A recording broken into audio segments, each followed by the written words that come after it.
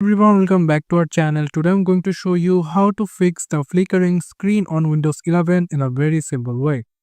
If your screen is flickering, then what you can do is just simply come over into your start icon, click on the right mouse button and then open Task Manager. And if your Task Manager is now flickering, then you will understand there will be a problem into your GPU. For that reason, it's showing flickering in the Task Manager. But if you doesn't faces any problem in your Task Manager, what you can do, you can simply uninstall any app. Like simply you can click like simply you can go for settings and then go for apps and delete it or uninstall any suspicious app that can you think this is the app that are causes the flickering on screen. So you just need to give it uninstall.